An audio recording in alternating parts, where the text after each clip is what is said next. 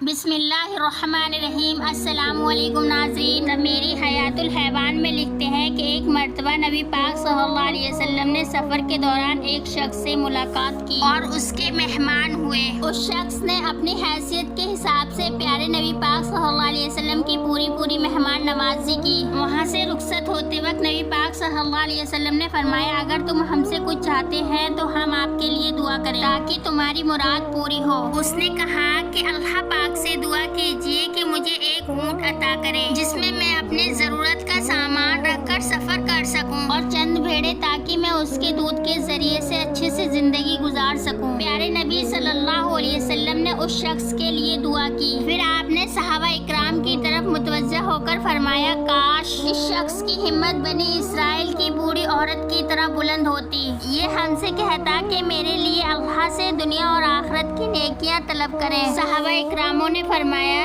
یا رسول اللہ، بنی اسرائیل کی ضعیفہ کا کیا قصہ ہے؟ پیارے نبی صلی اللہ علیہ وسلم نے فرمایا، جب موسیٰ علیہ السلام نے بنی اسرائیل کے ساتھ مصر سے شام کی طرف جانے کا ارادہ کیا تو راستہ بھول گئے، بہت کوششیں کی مگر کچھ پتہ نہ چل سکا تو حضرت موسیٰ علیہ السلام ڈرے کہیں پہلے کی طرح پھر سے پریشانی میں مبتلا نہ ہو جائیں۔ موسیٰ علیہ السلام نے اپنے ساتھیوں کو جمع کر کے کہا، تم میں سے کسی نے مصر کے لوگوں سے کوئی وعدہ تو نہیں کیا؟ اگر ہم اس شہر سے چلے جائیں تو وعدہ خلافی ہوگی۔ یہ بات سن کر لوگوں نے جواب دیا، ہاں ہم نے اپنے آباء و اجداد سے سنا ہے کہ جب حضرت یوسف علیہ السلام کا انتقال ہوا تو یوسف علیہ السلام نے خواہش کی کہ جب تم لوگ شام جانا تو میرا جنازہ ساتھ لیتے ہوئے جانا اور مجھے میرے والد یعقوب علیہ السلام کے پاس دفن کر دینا۔ ہمارے آباء و اجداد نے یہ بات قبول کر لی تھی۔ حضرت موسیٰ علیہ السلام نے فرمایا کہ مصر واپس چلو اور اپنا وعدہ پورا کرو، ورنہ تم لوگ اس پریشانی سے کبھی بھی نجات نہیں پا سکتے۔ تمام لوگ مصر واپس چلے گئے۔ حضرت موسیٰ علیہ السلام نے جس سے بھی حضرت یوسف علیہ السلام کی قبر کے متعلق پوچھا، ان لوگوں نے اس قبر سے بے خبر ہونے کا اظہار کیا۔ کسی شخص نے بتایا کہ ایک بوڑھی عورت کہتی ہے کہ میں جانتی ہوں حضرت یوسف علیہ السلام کی قبر مبارک کہاں ہے۔ حضرت موسیٰ علیہ السلام نے اس بوڑھی عورت کو بلوایا۔ جب حضرت موسیٰ علیہ السلام کے آدمی اس عورت کے پاس پہنچے تو تمام واقعہ اس بوڑھی عورت کو بتا دیا۔ اس بوڑھی عورت نے کہا، اگر موسیٰ علیہ السلام کو واقعی میرے علم کی ضرورت ہے تو میرے پاس آؤ، کیونکہ تقاضۂ علم یہی ہے۔ یہ پیغام حضرت موسیٰ علیہ السلام کے پاس پہنچا تو اس کی تصدیق کی اور اس عورت کی بلند ہمتی پر تعجب کیا۔ پھر حضرت موسیٰ علیہ السلام خود ان کے پاس آئے اور پھر حضرت یوسف علیہ السلام کی قبر مبارک کے بارے میں پوچھا۔ عورت نے جواب دیا، اے موسیٰ علیہ السلام، علم ایک قیمتی چیز ہے، کئی سال سے میں نے اپنے سینے میں چھپا رکھا ہے، میں تمہیں جب بتاؤں گی جب تم میری 3 باتیں مان لو گے۔ موسیٰ علیہ السلام نے یہ سن کر فرمایا، اپنی حاجتیں بیان کرو۔ اس عورت نے کہا کہ میری پہلی خواہش یہ ہے کہ میں دوبارہ جوان ہو جاؤں، دوسری یہ ہے کہ آپ مجھ سے نکاح کریں، اور تیسری یہ کہ آخرت میں بھی مجھے آپ کی ہمشریف کا شرف حاصل ہو۔ موسیٰ علیہ السلام اس کی یہ بات سن کر اس کی ہمت پر تعجب کرنے لگے، جو اپنی اس خواہش کے ذریعے دنیا اور آخرت کی شہادت چاہتی تھی۔ موسیٰ علیہ السلام نے اس عورت کے لیے دعا کی تو اس کی تینوں دعائیں قبول ہوئیں۔ اس وقت اس عورت نے حضرت یوسف علیہ السلام کی قبر کے بارے میں یہ بتایا۔ جب یوسف علیہ السلام کا انتقال ہو گیا تو مصر کے لوگوں نے یوسف علیہ السلام کی قبر کے بارے میں اختلاف کیا۔ ہر قبیلہ یہ چاہتا تھا کہ یوسف علیہ السلام کی قبر ان کے محلے میں بنے۔ اختلاف اتنا بڑا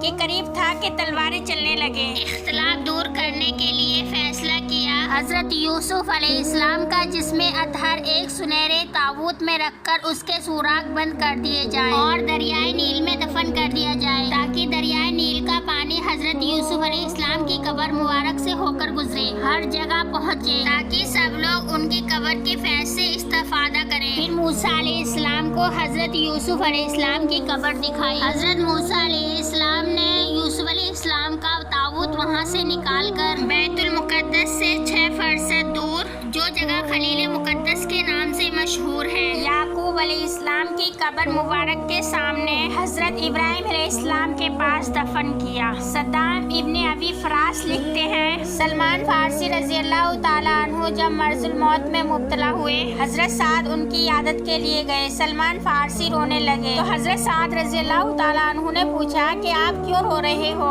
حضرت سلمان فارسی رضی اللہ تعالیٰ عنہ نے جواب دیا کہ میں دنیا کی لالچ اور اس کی محبت میں نہیں رو رہا ہوں، بلکہ اس لیے روتا ہوں کہ پیارے نبی پاک صلی اللہ علیہ وسلم نے ہم سے عہد لیا تھا ہم لوگ اس دنیا سے صرف اتنا توسعہ سفر اختیار کریں جس طرح کسی سوار کو ایک طرف سے دوسری طرف جانے کے لیے ضرورت ہوتی ہے۔ اب میں اس لیے رو رہا ہوں کہ مجھے خوف ہے کہ کہیں میں نے اس اندازے سے زیادہ تصرف نہ کیا ہو۔ حضرت سعد رضی اللہ تعالیٰ عنہ فرماتے ہیں اس وقت میں نے سلمان فارسی رضی اللہ تعالیٰ عنہ کے کمرے میں چاروں طرف دیکھا تو مجھے ایک پیالہ، ایک لوٹا اور ایک تشت نظر آیا، اس کے علاوہ مجھے کچھ بھی نہیں نظر آیا۔ جب حضرت سلمان فارسی رضی اللہ تعالیٰ عنہ کو مدائن کا گورنر بنا کر بھیجا گیا تو اپنے گھڑے پر تنہا سوار ہو کر چل دیے۔ مدین کے لوگوں کو یہ اطلاع مل چکی تھی کہ مدین کا حاکم جن کا نام سلمان فارسی ہے وہ یہاں پر آ رہے ہیں۔ ہر جگہ کے لوگ استقبال کے لیے سرے راہ آ کر کھڑے ہو گئے۔ کچھ دیر گزر گئی مگر کوئی نہیں آیا، یہاں تک دیکھا گیا کہ ایک شخص گدھے پر سوار ہے اور شہر کی طرف آ رہا ہے۔ ان سے پوچھا گیا کہ تم سے امیر مدین کی ملاقات کہاں ہوئی تھی؟ تو حضرت سلمان فارسی رضی اللہ تعالیٰ عنہ نے پوچھا کہ امیر مدین کون ہے؟ جواب ملا